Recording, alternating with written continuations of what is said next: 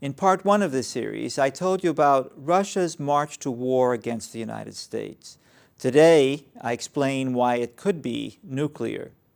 The story begins with a unique kind of arsenal that both sides are building behind the scenes. Arsenals of tactical nuclear weapons. These nuclear weapons are smaller than the massive strategic nuclear weapons that defined the 20th century Cold War, so they're much less destructive. Is that a good thing? Not really. Here are 4 key reasons why they're so dangerous.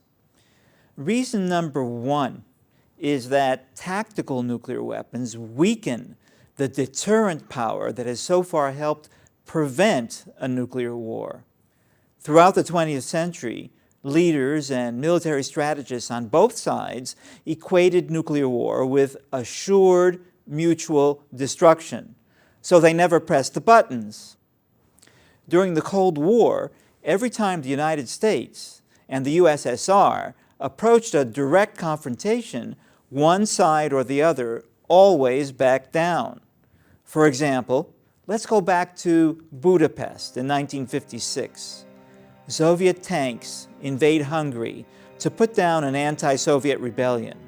At least 2,500 Hungarians and 700 Russian troops are killed.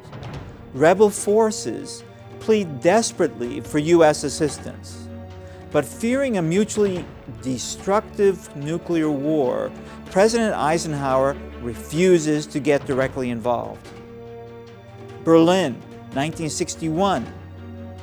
Nearly 1 out of 5 East Germans has fled to the West, creating a massive brain drain of young educated professionals.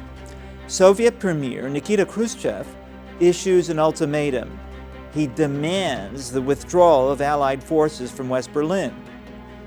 The Allies, however, call his bluff.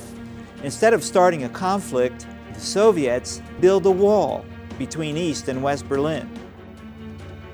Cuba, 1962. The Soviet Union installs nuclear missiles in Cuba within easy striking distance of major U.S. metropolitan areas. President John Kennedy mounts a naval blockade preventing any Soviet missiles from reaching Cuba. And this time, it's the Soviets' turn to back down, removing all rockets from the island. In every single case, both sides fear a conflict that could easily escalate into guaranteed mutual annihilation. And it's this fear that becomes the driving force for détente, first in the form of the strategic arms limitation talks, SALT I and SALT II, and then the strategic arms reduction treaties, START I and New START. Today, however, military strategists on both sides seem to be operating under the theory that their tactical nuclear weapons can be used without fear of mutual destruction. In a moment, I'll explain why they're wrong. But first, here's reason number 2 why tactical weapons are so dangerous. They're still huge. They still pack massive destructive power. Reason number 3 is that tactical nuclear weapons were never included in any strategic nuclear arms treaties. This is shocking in its own right, but it should come as no surprise. As the names of the treaties clearly state, they deal exclusively with strategic arms. Finally, consider reason number 4, the danger of escalation. You see, there's no agreed upon dividing line between tactical and strategic nuclear weapons. This means that in the heat of battle, there's little to prevent escalation to larger and larger weapons. And that could wind up including the arsenals of those giant strategic weapons that both nations still deploy.